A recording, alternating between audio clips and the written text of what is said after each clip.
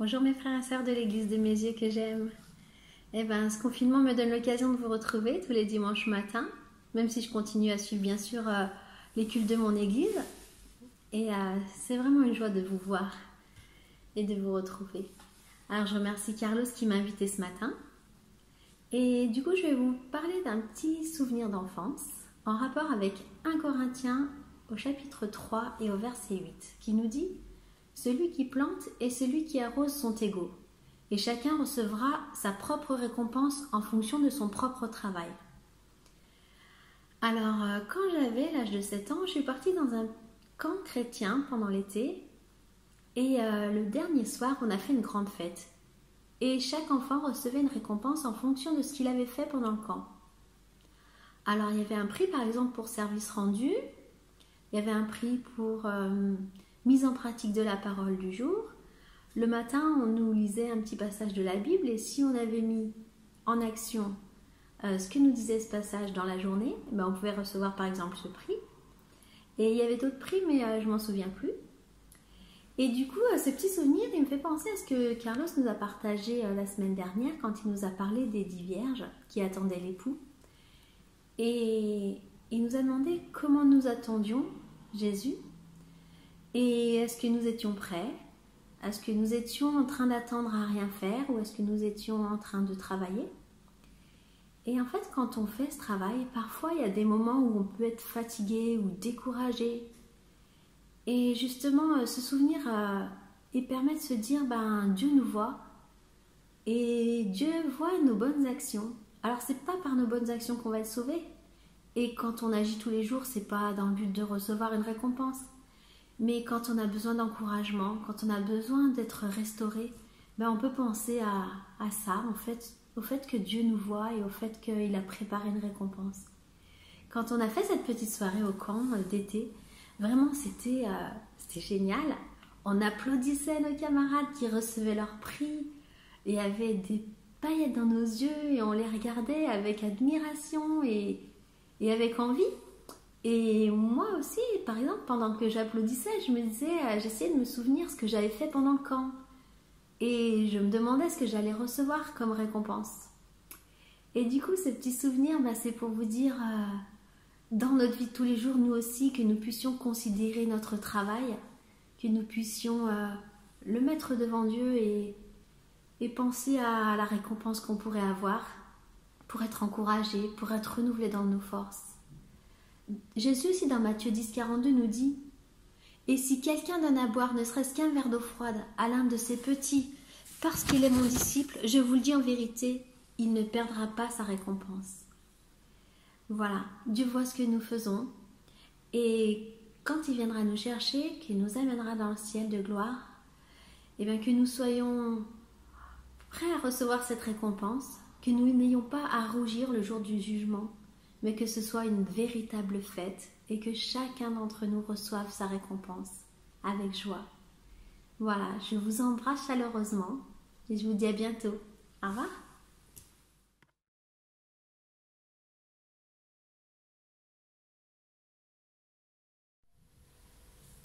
Bonjour à toutes, bonjour à tous. Ce matin, je me suis réveillée vraiment avec la joie du Seigneur dans le cœur et je voudrais vraiment partager cette joie avec vous. Vous dire que vraiment Dieu est bon en tout temps, en toutes circonstances. Même si actuellement les circonstances sont difficiles avec le confinement, qu'on est isolés, loin les uns des autres, mais vraiment le Seigneur est avec nous. Lui, il ne nous quitte pas. On n'est pas si seul que ça. Il est avec nous. Il est bien présent avec nous. Et j'ai à cœur de partager avec vous le psaume 91 qui s'intitule Un refuge sûr. C'est vraiment la sécurité du chrétien. Je vais vous lire les premiers versets, les 5 premiers versets, 5-6 premiers versets. Et je vais vous inviter à poursuivre la lecture de ce psaume un peu plus tard quand vous prendrez du temps dans la lecture de la parole de Dieu. Alors, qui s'abrite auprès du Très-Haut repose sous la protection du Tout-Puissant. Je dis à l'Éternel, tu es mon refuge et ma forteresse, mon Dieu en qui je me confie. C'est lui qui te délivre du filet de l'oiseleur et de la peste qui fait des ravages. Il te couvre sous son plumage, tu es en sécurité sous son aile. Sa fidélité te protège comme un grand bouclier.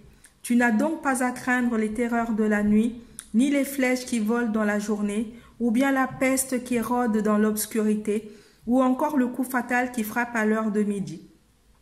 Que 1000 tombent à côté de toi et 10 000 à ta droite, toi tu ne seras pas atteint.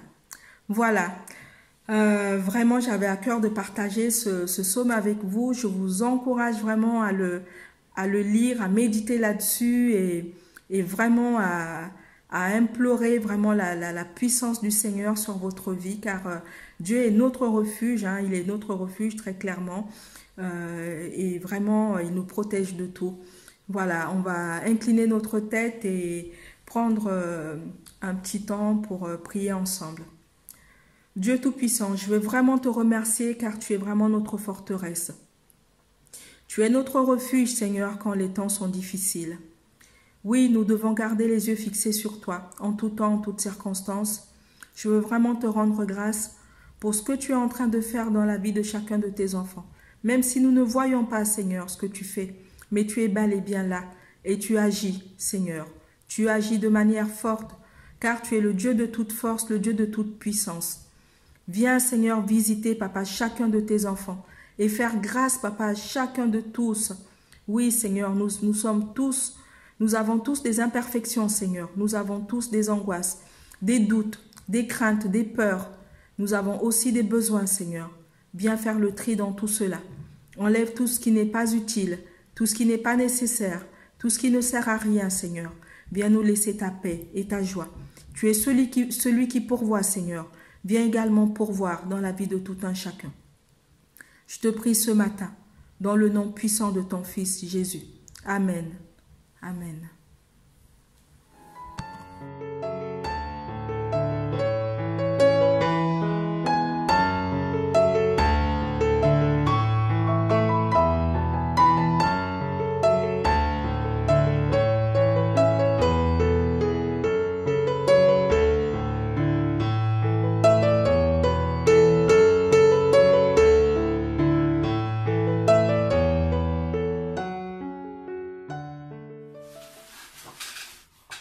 Salut à tous, alors c'est Janice et Gracia.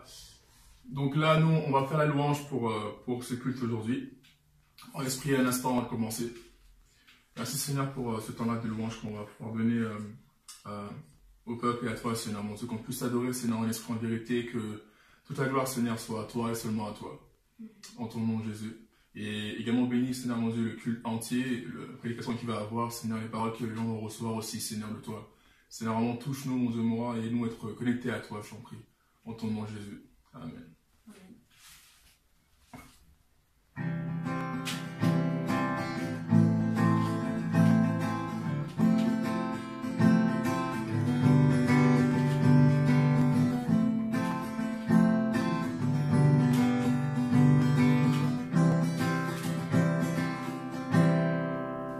Dieu est bon en tout temps, il a mis ce chant de louange en moi. Dieu est bon en tout temps, à travers la nuit, sa lumière jaillit.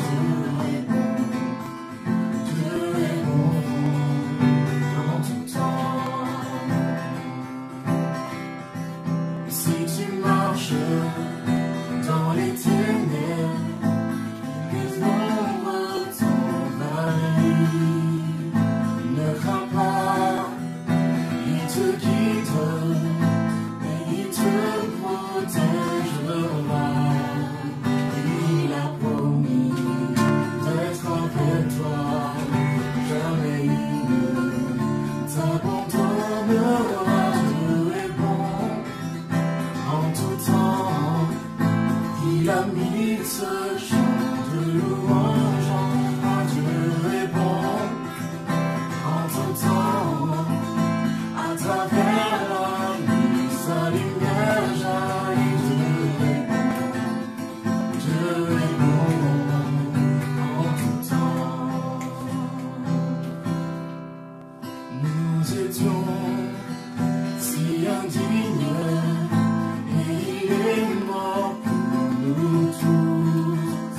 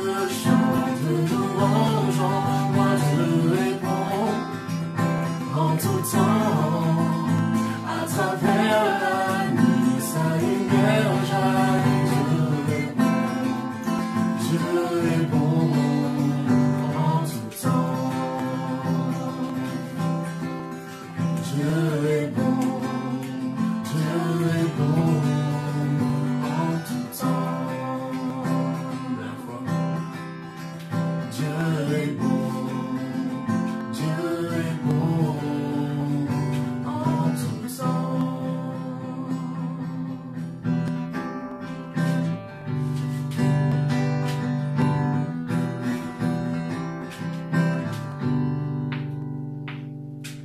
Tu transformes l'eau en vin, touche à les yeux de ta main, mais comme toi, comme toi.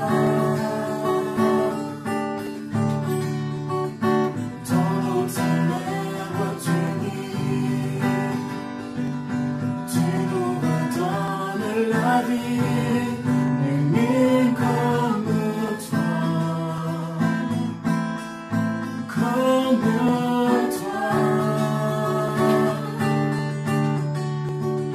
Dieu admirable, inébranlable, ton nom surpasse toute puissance. Dieu de miracles, incomparable, oh Dieu, oh Dieu.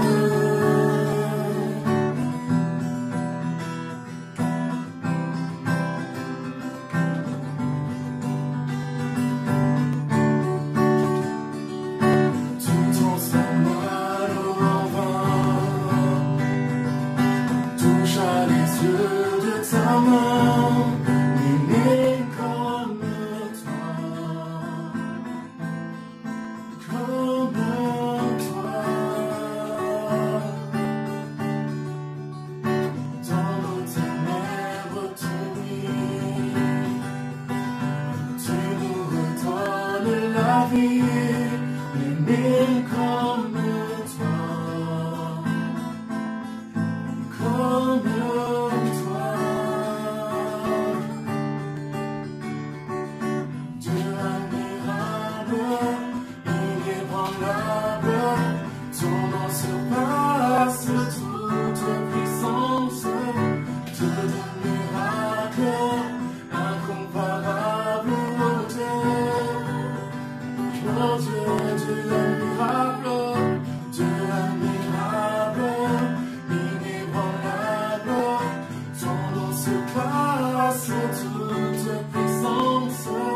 Dieu de miracles, incomparable, oh Dieu, oh Dieu.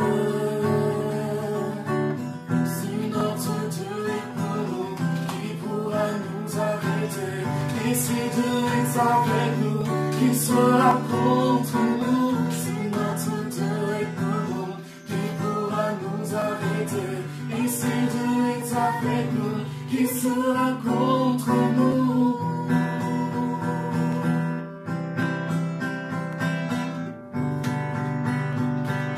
Qui sera contre nous?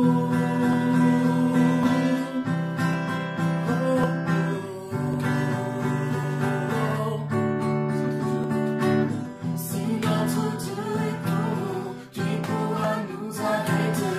Et si Dieu est avec nous, qui sera contre nous? Si notre Dieu est pour nous, qui pourra nous arrêter? Et si Dieu est avec nous, qui sera contre nous?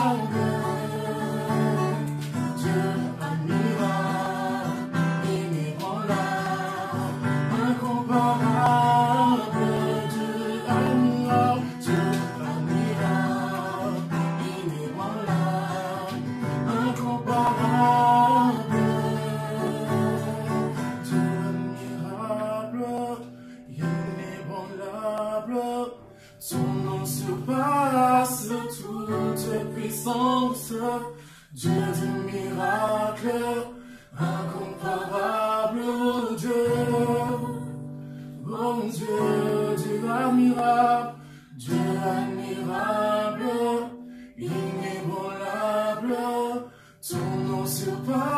grâce, toute puissance, Dieu de miracles, incomparable, oh Dieu, oh Dieu.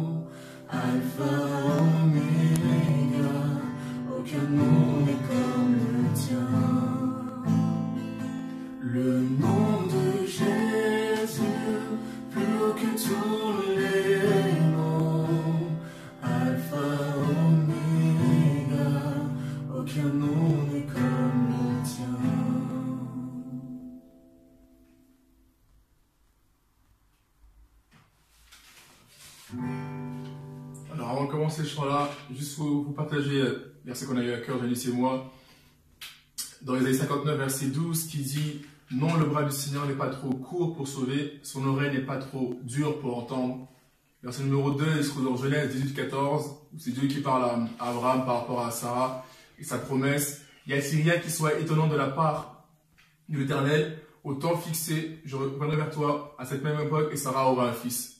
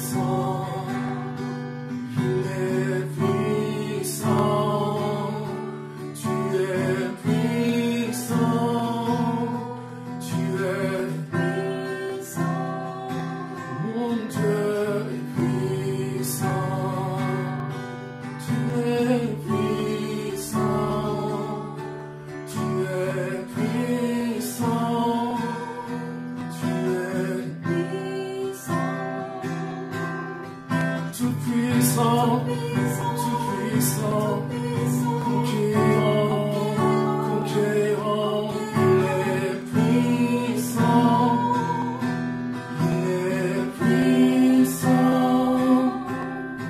majestueux, majestueux, majestueux, majestueux, il est puissant,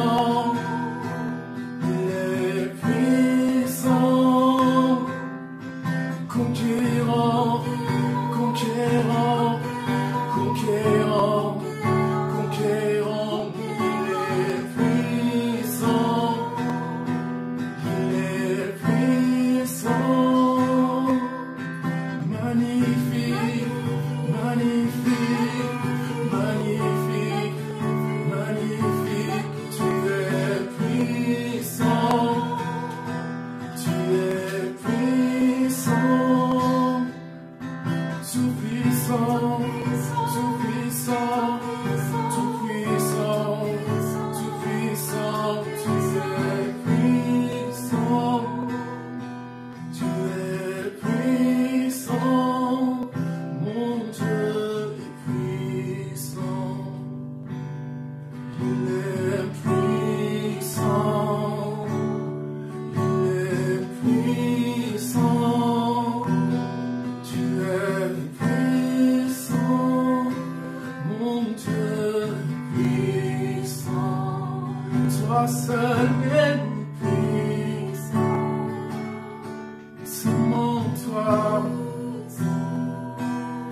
seulement toi, Jésus, tu es nul n'est comparable à toi, sur la terre comme sous le ciel, car tu es mon Dieu puissant, puissant, puissant, puissant.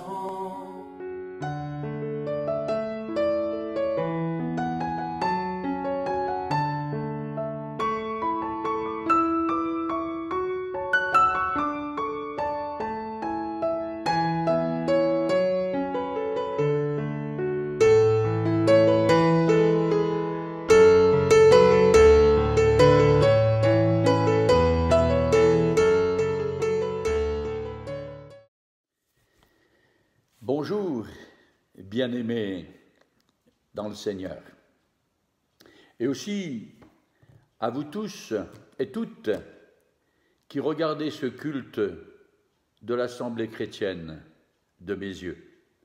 Soyez les bienvenus et puissions être pour vous une bénédiction. Pour notre édification de ce matin, dans ce dimanche où nous sommes encore confinés, j'aimerais vous emmener faire un tour avec moi dans une des plus belles régions de France, les Hautes-Alpes. J'ai lu que dans bon nombre de villages des Hautes-Alpes, beaucoup de façades de maisons sont ornées de cadrans solaires.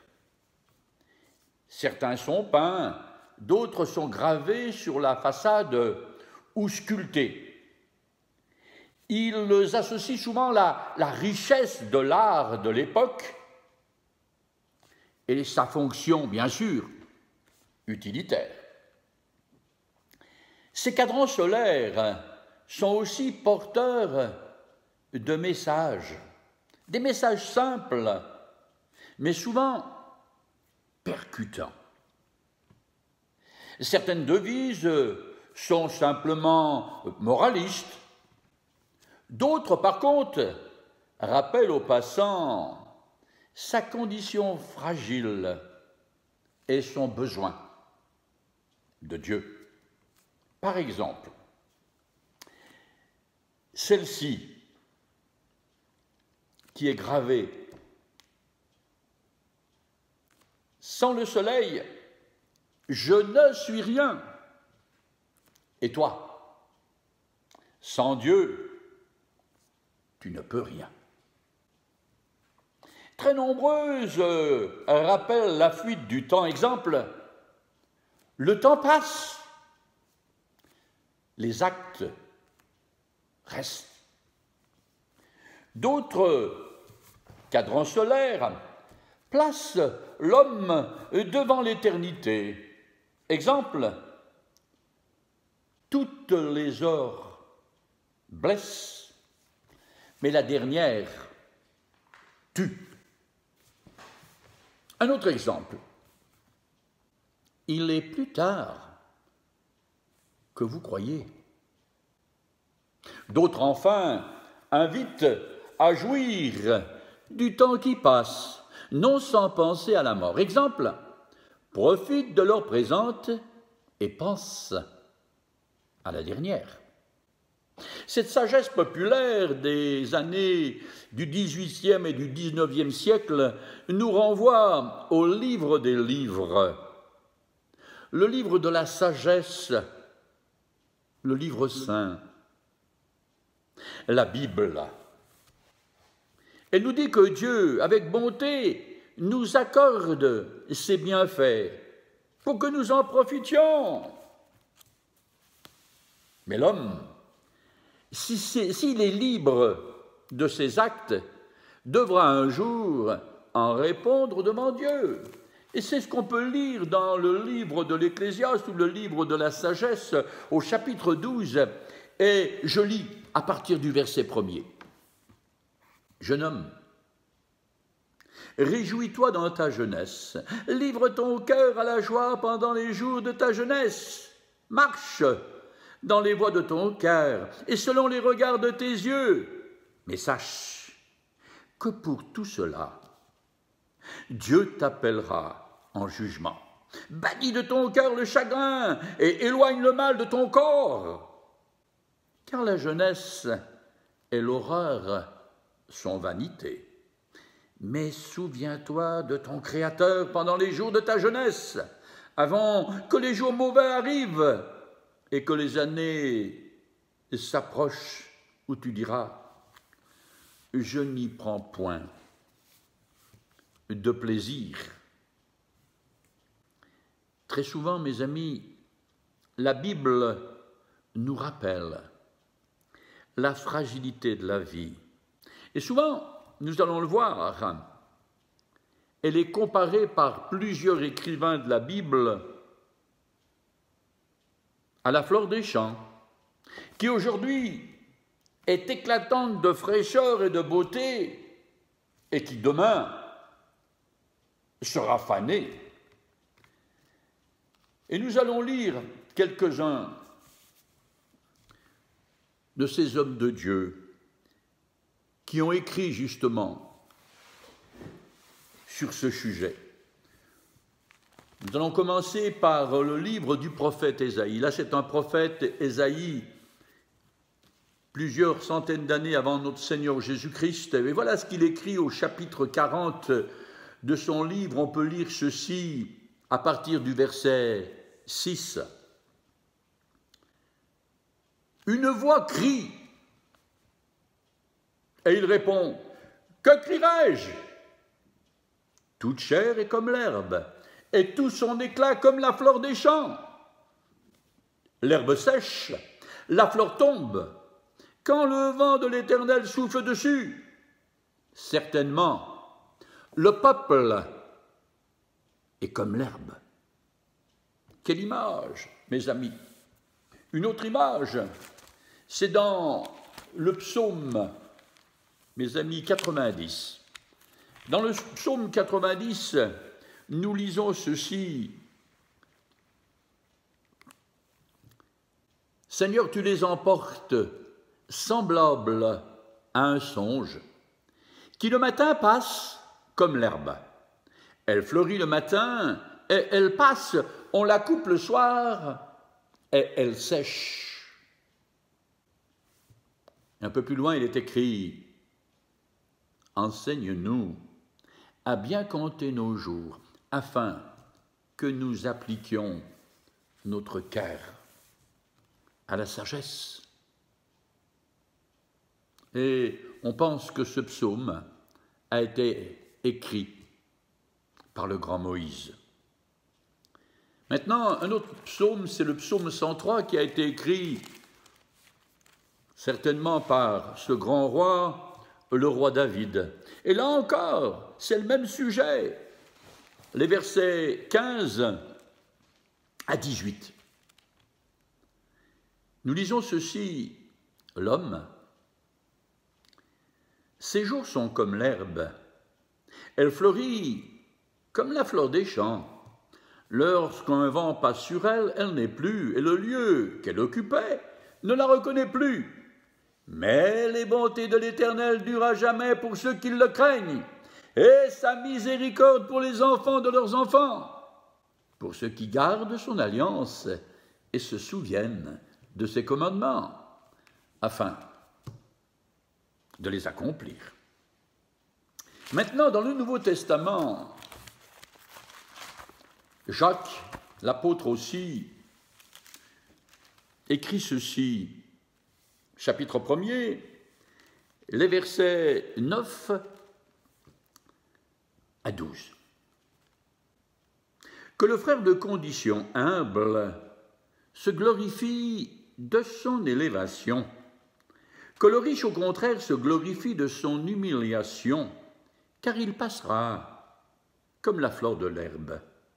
Le soleil s'est levé avec sa chaleur ardente, il a desséché l'herbe, sa fleur est tombée, et la beauté de son aspect a disparu. Ainsi le riche se flétira dans ses entreprises. Heureux l'homme qui supporte patiemment la tentation, car après avoir été éprouvé, il recevra la couronne de vie que le Seigneur a promis à ceux qui l'aiment. Et une dernière citation, toujours sur l'herbe et sur les fleurs, c'est dans la première lettre de l'apôtre Pierre. Et justement, celle-ci de citation m'affectionne en particulier parce qu'il y a quelque chose de spécial en plus que dit ce serviteur de Dieu, Pierre. Dans le chapitre 1er, dans la première lettre de Pierre, à partir du verset 24. « Car toute chair est comme l'herbe, et toute sa gloire comme la fleur de l'herbe. L'herbe sèche et la fleur tombe, mais la parole du Seigneur demeure éternellement, et cette parole est celle qui vous a été annoncée par l'Évangile. » Pierre, l'apôtre, veut nous faire toucher à quelque chose de précieux, de spécial. Là, mes amis, le verset 25 commence par ce mot « mais ». C'est une conjonction de coordination. Quand il y a une conjonction de coordination, souvent comme ça, que ce soit car, mais ou oui, souvent, c'est qu'il y a quelque chose qui doit attirer notre attention. Et là, il va dire, mais la parole du Seigneur demeure éternellement. Et cette parole est celle qui vous a été annoncée par l'Évangile. Là, je crois, mes amis, qu'il y a pour nous un trésor, une clé, pas n'importe quelle clé, une clé qui veut nous faire découvrir comment rentrer, frères et sœurs, largement dans le royaume de Dieu. Jésus en a parlé à ses disciples dans Matthieu 16, nous allons lire ceci à partir du verset 13. Jésus, étant arrivé dans le territoire de Césarée de Philippe, demande à ses disciples, « Qui dit-on que je suis, moi, le Fils de l'homme ?» Ils répondirent, les uns disent que tu es Jean-Baptiste, les autres Élie, les autres Jérémie ou l'un des prophètes. Et vous, leur dit-il, qui dites-vous que je suis? Simon-Pierre répondit, tu es le Christ, le Fils du Dieu vivant. Jésus, reprenant la parole, lui dit, tu es heureux, Simon, fils de Jonas, car ce ne sont pas la chair et le sang qui t'ont révélé cela, mais c'est mon Père qui est dans les cieux. Et moi, je te dis que tu es Pierre, et que sur cette pierre, je bâtirai mon église, et que les portes du séjour des morts ne prévaudront point contre elle. Je te donnerai les clés du royaume des cieux. Et là, c'est important, frères et sœurs, je parlais justement d'une clé. Et Pierre nous la donne dans ce texte que nous avons lu, dans ce verset 25. Mais la parole de Dieu demeure éternellement, et cette parole est celle qui vous a été annoncée par l'Évangile. Mes amis, le mot évangile signifie bonne nouvelle. S'il y a une bonne nouvelle, c'est qu'il y en a une mauvaise. Et l'apôtre Paul nous en parle justement de cette mauvaise nouvelle dans une de ses lettres à l'église de Rome, au chapitre 3. Voilà ce qu'écrit l'apôtre Paul. Et au verset 23, « Car tous ont péché et sont privés de la gloire de Dieu. Et ils sont gratuitement justifiés par sa grâce, par le moyen de la rédemption qui est dans Jésus-Christ. » Voilà la nouvelle, la mauvaise nouvelle, mes amis. C'est que tous les hommes ont péché, moi le premier. Mais, alléluia, ils peuvent être et on peut être gratuitement justifiés par la grâce qui est en Jésus-Christ. Et dans cette même lettre, au chapitre 6 et aussi au verset 23, il est écrit « Car le salaire du péché, c'est la mort. » Mais là encore, il y a une conjonction de coordination. Mais le don gratuit de Dieu, c'est la vie éternelle en Jésus-Christ. Mais, là est la clé, mes amis, qui ouvre le ciel. Mais le don gratuit de Dieu, c'est la vie éternelle en Jésus-Christ, notre Seigneur, frères et sœurs. Quelle grâce, quel amour, encore cette conjonction de coordination, mais, gloire à toi, Seigneur. Et Jean, l'apôtre, dans son évangile, a écrit ces paroles qu'il a entendues lui-même de la part de notre Seigneur Jésus-Christ. Il va dire ceci, encore une conjonction de coordination. Car Dieu a tant aimé le monde qu'il a donné son Fils unique, afin que quiconque croit en lui ne meure point, mais qu'il ait la vie éternelle. Celui qui croira et qui sera baptisé sera sauvé, mais celui qui ne croira pas sera condamné.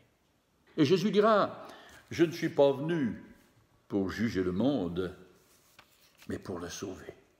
Et je m'aperçois que la première fois où cette clé qu'est l'évangile de Jésus-Christ a ouvert le ciel à quelqu'un,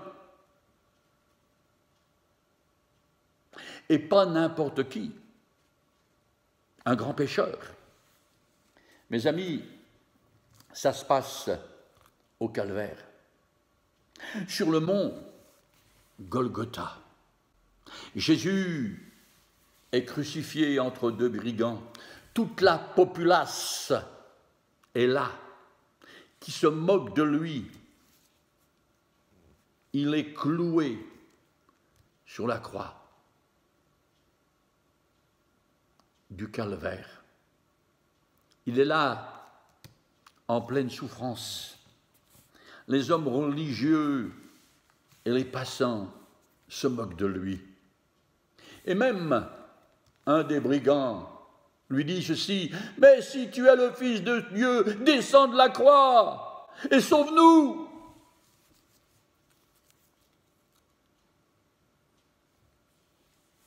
Et de l'autre côté, l'autre brigand va dire ceci à son comparse: « Si nous sommes ici, c'est à cause de nos crimes et nos forfaits. Mais lui n'a rien fait de mal. » Et il va dire à Jésus: « Souviens-toi de moi quand tu viendras dans ton règne. » Et Jésus va lui dire: « Aujourd'hui, tu seras avec moi dans le paradis. » Mes amis, voilà la clé qui ouvre le royaume et des cieux. C'est l'évangile de Jésus-Christ. C'est la bonne nouvelle de l'évangile. Premièrement, qu'a fait ce brigand? Il a reconnu une chose. Et la première des choses, c'est celle-ci. Si nous sommes ici, c'est à cause de nos crimes et nos forfaits. J'ai péché. Deuxièmement, il reconnaît une chose. À l'encontre de Jésus, il va dire ceci: « Mais lui n'a rien fait de mal. » Il reconnaissait que le seul juste qui ait marché sur la terre était là. D'ailleurs, Jésus l'a dit devant les hommes religieux: « Qui me convaincra de péché ?» Il reconnaissait là que celui qui était crucifié à ses côtés n'avait rien fait de mal. D'ailleurs, Pilate voulait le libérer. Et il va dire: « Je me lave les mains de la vie de ce juste. » Et les hommes religieux ont dit: « Crucifie-le !» Troisièmement, mes amis, il va dire ceci, ce brigand: « Souviens-toi de moi quand tu viendras dans ton règne. » Et là, c'est important, c'est ça, parce que le Saint-Esprit révélait à cet homme que ce Jésus qui était là, ce juste qui était là, non seulement il était juste, mais il va dire: « Souviens-toi de moi quand tu viendras dans ton règne. » Et il parle du règne. Ça veut dire qu'il reconnaît que Jésus est Seigneur. Ça veut dire qu'il reconnaît que Jésus est le roi des rois. Ça veut dire qu'il reconnaît que Jésus est le Messie attendu et que sa seule espérance de salut pour l'éternité, c'était ce Jésus qui était crucifié à ses côtés. Et là, mes amis, est la bonne nouvelle de l'Évangile. Cet Évangile que moi-même, à un moment donné dans ma propre vie, j'ai accepté. Quand j'ai entendu cet Évangile prêché pour la première fois, j'ai reconnu que j'étais pécheur.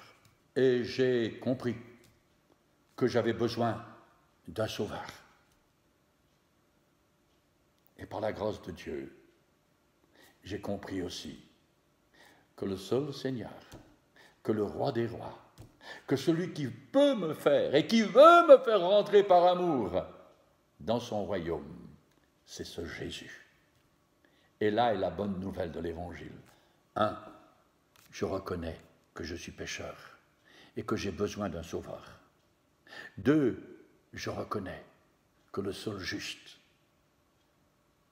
c'est Jésus. Et troisièmement, je reconnais une chose,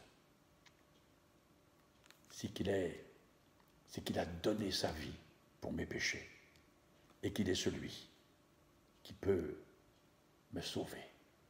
Il est le roi des rois, il est le Seigneur des seigneurs, il est le substitut, il est le Fils bien-aimé que le Père a envoyé pour que vous et moi, nous soyons sauvés.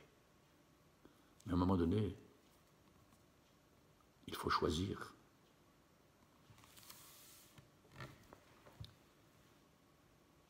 Un des malfaiteurs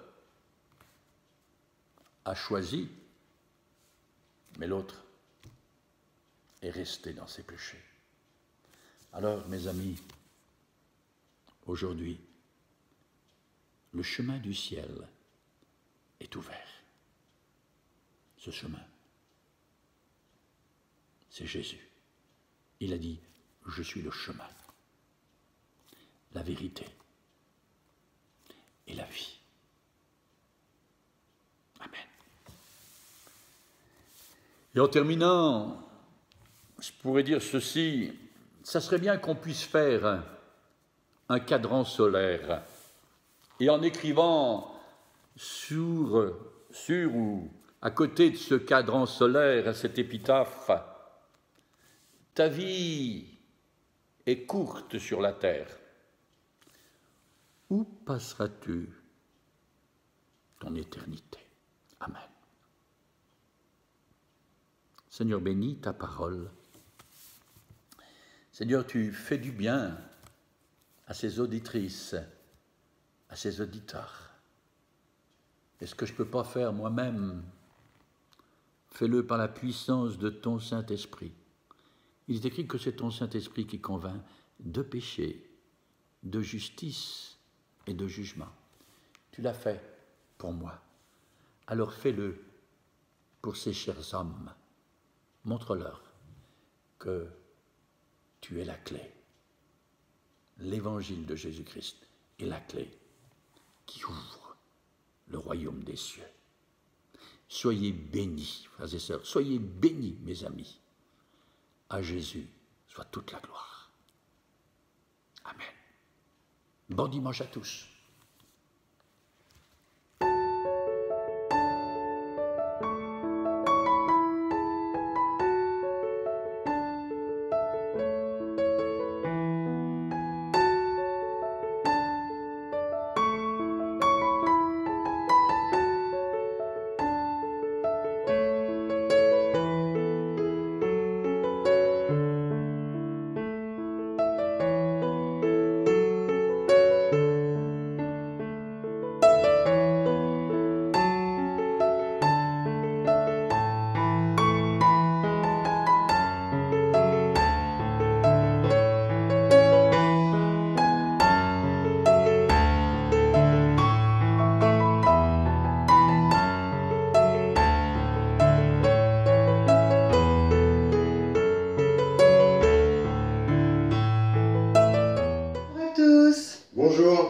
J'espère que vous allez bien malgré le confinement. Je pense très fort à vous et j'espère que pendant ce temps que vous avez là, de pouvoir en profiter, de pouvoir profiter avec vos enfants, votre famille et d'avoir aussi beaucoup de temps pour vous, de pouvoir faire une petite mise au point sur vous-même et avoir ce cœur à cœur avec Jésus. Aujourd'hui, je suis honorée, c'est un honneur, un grand honneur que j'ai de pouvoir partager la Sainte Seine avec vous et de pouvoir communier avec vous. Alors je veux vraiment remettre ces instants vraiment dans les mains du Seigneur. Et je veux vraiment apporter ce vin, Seigneur, et vraiment me souvenir, Père éternel, que c'est pour toi, Seigneur. Que c'est pour toi ce matin, Seigneur, que je veux honorer ces instants, Seigneur. Et je te rends grâce, Seigneur. Je te remercie, Seigneur Jésus, de ton sang qui a coulé sur la croix, Seigneur. Parce que c'est pour nous, Seigneur, c'est pour moi, Seigneur, que ce sang a coulé sur la croix, Seigneur. Et je veux vraiment remercier Dieu, Seigneur, qu'il a donné son Fils unique, Seigneur, pour nos péchés, Seigneur. Et je veux vraiment te rendre grâce et gloire, Seigneur, pour ce privilège que nous avons tous, Seigneur. Amen. Merci chérie. Alors, c'est vrai que ce repas, c'est un repas important, mais c'est un repas de fête et de joie. Je ne vais pas bien sûr lire le texte, vous le connaissez aussi bien que moi. Mais simplement rappeler que l'apôtre Paul dit que le repas que l'on prend du Seigneur est un repas de communion et non de division. Alors pourquoi le mot communion? Parce que être en communion, c'est être un témoin véritable de Jésus-Christ. Je ne sais pas si vous avez déjà eu un accident et témoigné de quelque chose. Vous pouvez être soit un faux témoin, soit un véritable témoin. Être un véritable témoin du Christ, c'est dire que ce repas du Seigneur, c'est que nous sommes réellement en communion les uns avec les autres. Et finalement, il n'y a pas de discrimination parmi nous. Être en communion, être un vrai témoin, c'est non seulement dire les choses, mais les vivre. Ce repas ne nous parle pas de bonne ou mauvaise doctrine. Ce repas nous dit d'être vrai. Être en communion les uns avec les autres, c'est de ne pas nous séparer. Alors j'aimerais, avant de prendre ce repas, merci Michel pour ta prière, tu nous as rappelé que ce repas c'était être en communion, c'est être ensemble. Peut-être qu'on se dise que l'Église, la force véritable de l'Église du Seigneur, c'est qu'on n'est pas séparés. On est vraiment ensemble, il n'y a pas ni de riches, ni de pauvres, ni de grands, ni de petits. Nous sommes tous égaux, puisque c'est le même sang qui nous a lavés et purifiés. Riches, pauvres, quelle que soit notre nationalité, petit, grand, quel que soit ce que l'on fasse comme métier, dans le cadre de l'Église, quand nous sommes en communion par ce repas, nous ne faisons pas un faux témoignage. Et l'apôtre Paul dit de ne pas être des faux témoins. Il nous dit, j'entends parmi vous parfois qu'il y a des séparations. Et ces séparations souvent sont là pour révéler eh bien, les chrétiens fidèles. Nous sommes fidèles parce que lui est fidèle. Nous voulons vous dire avec Michel que nous aussi, nous avons besoin, tout à fait comme vous, du pardon de Dieu. Nous ne sommes pas parfaits. Amen. Nous vivons des difficultés comme chacun de vous, dans notre couple, dans notre famille, Amen. Personnellement. Et nous voulons être vrais avec vous. Ce n'est pas facile tous les jours, la vie. Mais nous savons une chose, c'est que nous nous aimons, que nous vous aimons tous les deux, et que nous aimons le Christ qui nous réunit pour être ensemble. Frères et sœurs, on va prendre ce pain et ce vin. Je vais laisser Michel prendre ce pain et ce vin et on va se souvenir que tu es mort pour nous, que tu as donné ton corps à la croix pour nous. Merci Seigneur pour ce corps qui nous révèle que tu es mort, mais tu n'es pas resté mort, tu as ressuscité d'entre les morts. Amen. Amen.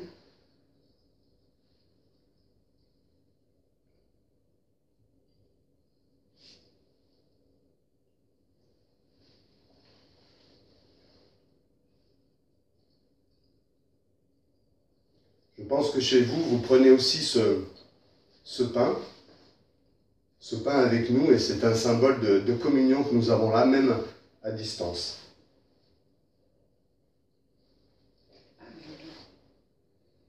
Seigneur, merci pour ce vin, Seigneur, que tu as répandu pour nous, Seigneur. Je veux vraiment te rendre grâce, Seigneur, et gloire, Seigneur. Que toute grâce te soit rendue, Seigneur. Amen.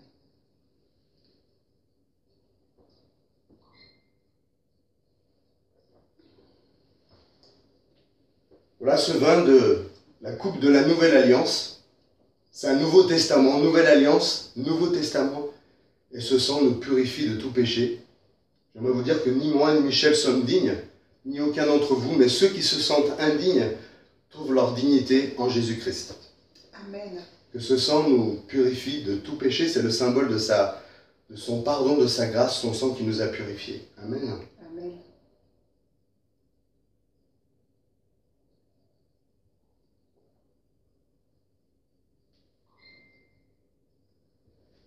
Voilà.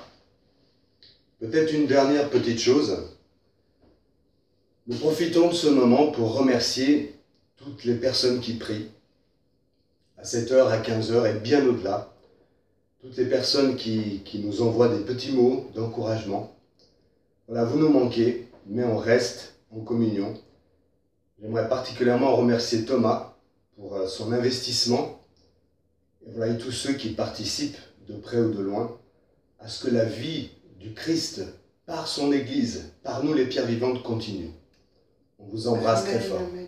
On vous aime. Au revoir. À bientôt. À bientôt.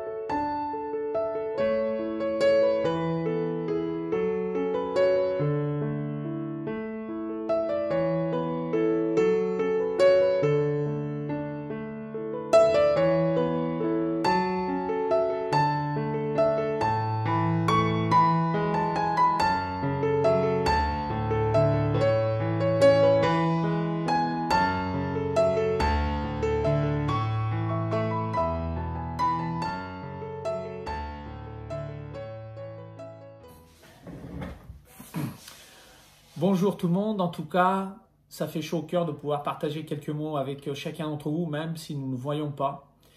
Mais juste une petite pensée, c'est de se dire que aujourd'hui, par rapport à ce qui se passe, en tout cas, je parle pour moi, c'est là où les moments de rassemblement le dimanche matin me manquent. Me manquent parce que même si je peux avoir certaines personnes au téléphone, où on s'envoie des SMS ou des messages, le contact visuel de la personne est toujours agréable.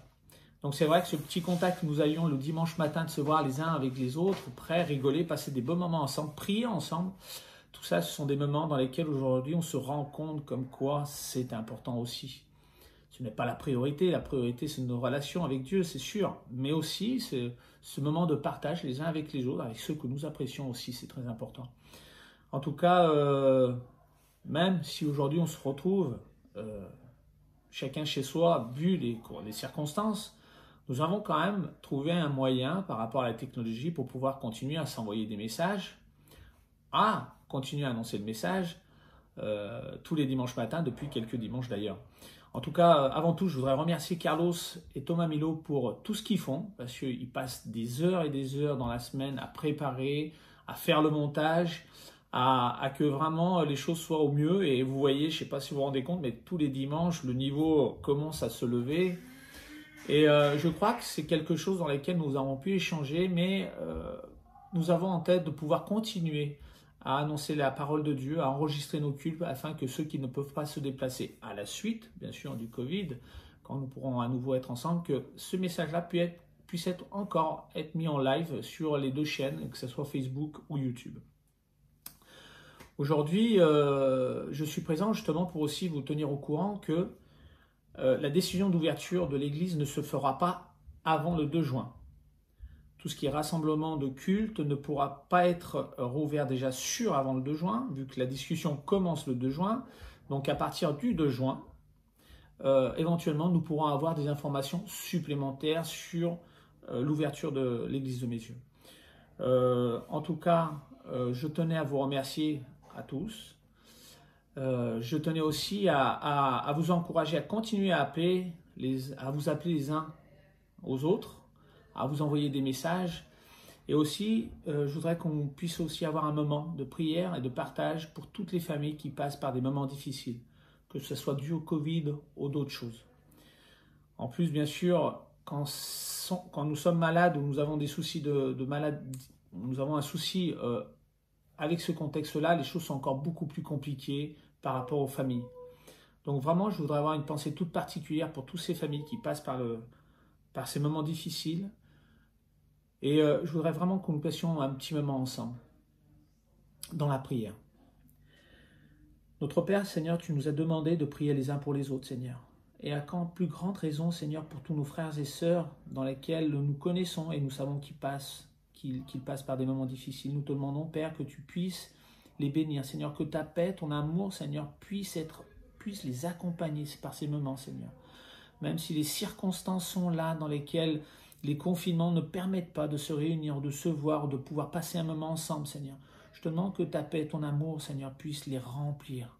Que tu puisses vraiment les remplir de cette grâce que tu nous donnes, Seigneur, jour après jour, Seigneur. De cette grâce, Seigneur, de pouvoir savoir que la famille est importante aussi, Seigneur, à tes yeux, Seigneur. Je te demande vraiment que tu puisses bénir toutes ces familles qui passent par ces moments difficiles, Seigneur. Je m'unis vraiment à l'église de mes yeux, Seigneur, pour te demander que ta main toute puissante, Seigneur, puisse toucher chacun d'entre eux, Seigneur, qu'ils puissent remplir leur cœur, Seigneur, que tu puisses être présent, Seigneur, quand ils ont besoin, Seigneur, qu'ils puissent te parler, qu'ils puissent se décharger sur toi, Seigneur, dans ce cœur lourd que nous pouvons avoir, Seigneur, quand nous traversons ces moments, Père. Vraiment, je te bénis, Seigneur, et je te remercie, Seigneur, parce que tu es un Dieu fidèle.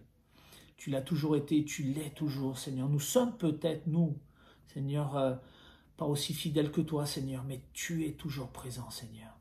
Je te remercie pour ce que tu vas faire, Seigneur. Je te remercie, Seigneur, pour toute cette équipe pastorale qui travaille, Seigneur, même après ce confinement pour cette église de mes yeux. Je te remercie aussi pour ce conseil de ministère, ce conseil d'administration, Seigneur, qui est toujours actif, Seigneur, même par rapport à ce confinement, Seigneur.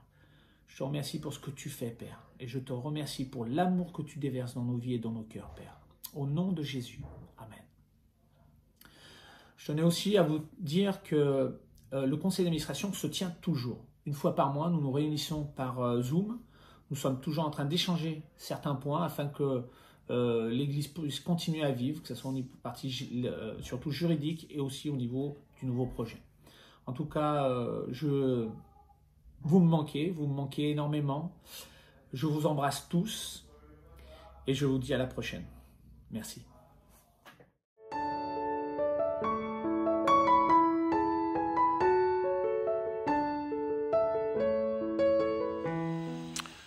Bonjour à tous. Bonjour.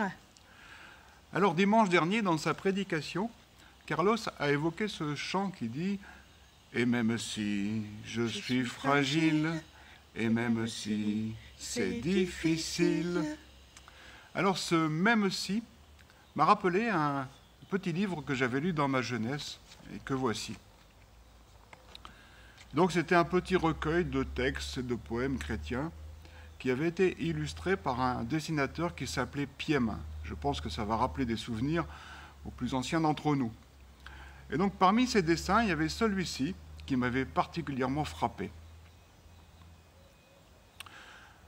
Alors oui, il évoque le fait que Jésus nous libère, il brise nos chaînes. J'avoue que c'est quelque chose que j'avais beaucoup de mal à comprendre à l'époque, que j'ai compris bien longtemps après.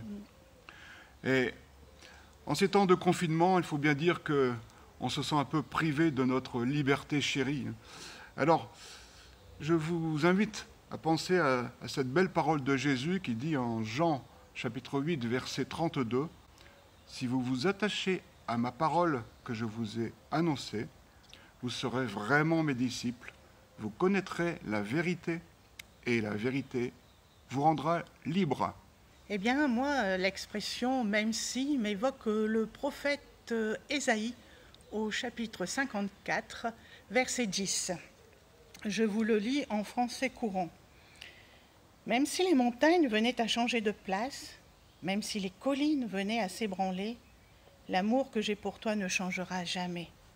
Et l'engagement que je prends d'assurer ton bonheur restera inébranlable. C'est moi, le Seigneur, qui te le dis. Moi qui te garde ma tendresse. » Et cette expression « même si » me rappelle aussi le psaume 46, verset 2. Dieu est pour nous un abri sûr, un secours toujours prêt dans la détresse. C'est pourquoi nous n'avons rien à craindre, même si la terre se met à trembler, si les montagnes s'écroulent au fond des mers, si les flots grondent, bouillonnent, se soulèvent et secouent les montagnes.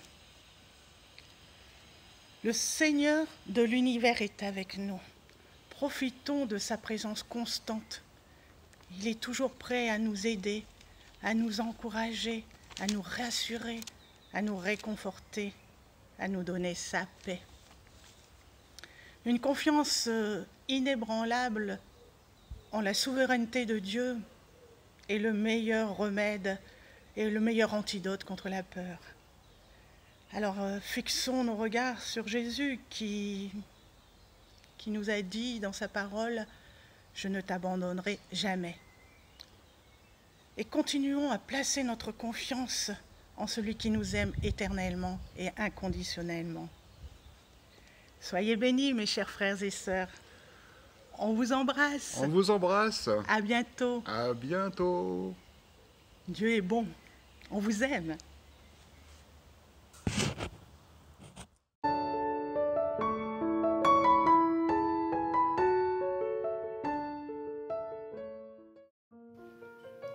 Lecture dans le livre de 2 Timothée, chapitre 4, au verset 6b. Voici la lecture de ce matin. Le moment du grand départ approche. J'ai combattu jusqu'au bout le bon combat. J'ai achevé ma course. Je suis resté fidèle à ma foi. La couronne de la victoire, c'est-à-dire la justice parfaite et éternelle, est déjà préparée pour moi. Il ne me reste plus qu'à la recevoir. Le Seigneur, le juste juge, me la remettra au jour du jugement. Ce n'est pas à moi seul qu'il la donnera, mais à tous ceux qui ont porté dans leur cœur l'attente joyeuse de son avènement. Chers amis, frères et sœurs, ce matin j'ai voulu vous communiquer une lecture sans image. Dans cette lecture, nous sommes à la fin de la vie de l'apôtre Paul. Et nous avons ici ses dernières paroles. Au moment où il écrit à Timothée, il faisait face à son départ. Paul a consacré plus de 30 ans de sa vie au service de Dieu. Il était conscient que son départ approchait. Il était conscient qu'il allait recevoir sa couronne comme résultat de sa persévérance dans la foi. Chers frères et sœurs, cette semaine, j'ai été témoin d'un serviteur qui, avant son départ, m'a transmis une parole pour m'encourager. Cette parole me disait « Continue ton service sans crainte ». Je veux le remercier et dire que je promets que je ferai de mon mieux pour être, moi aussi, fidèle jusqu'au bout, si Dieu m'en donne la force. Je lui dis un grand merci. Frères et sœurs, retenons ce temps. Le temps ne nous appartient pas, le temps appartient à Dieu. Amen.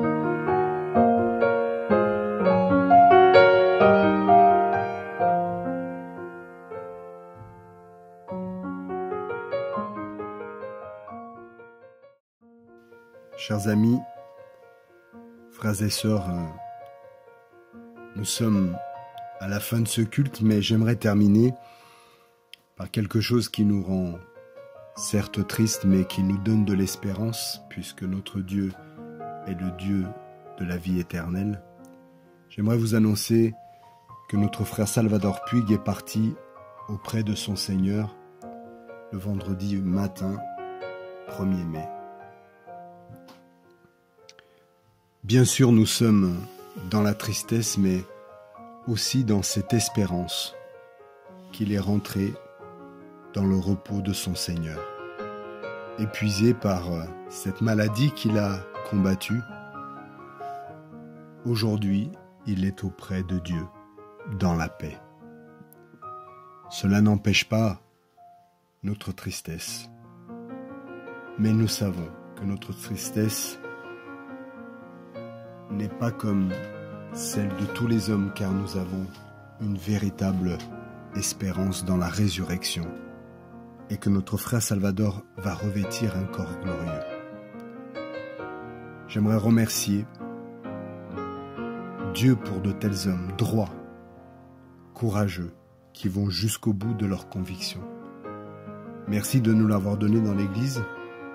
Merci qu'il est tenu. Merci pour la persévérance. Merci parce que jusqu'au bout, il a été un homme de prière. Je peux en témoigner avec toute sa famille.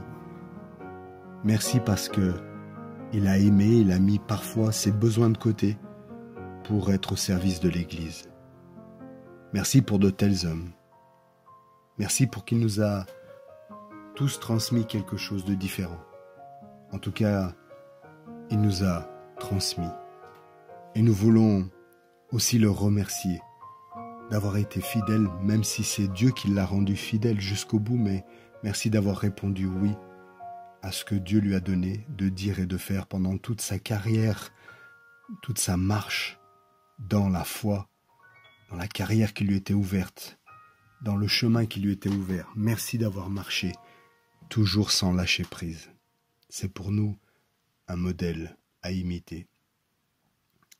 J'aimerais dire, et vous le comprendrez, que nous ne pourrons pas faire des obsèques avec tous ceux qui l'aimaient.